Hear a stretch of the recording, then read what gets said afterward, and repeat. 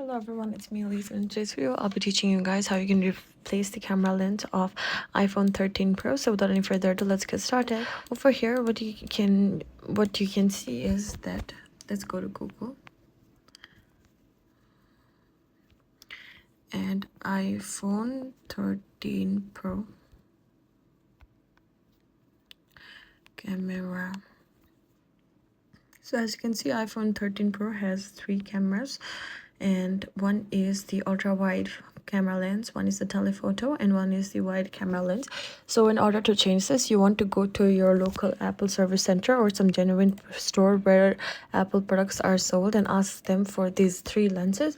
If your lenses is damaged badly, then you need to take it off with 3 tweezers and then place it on the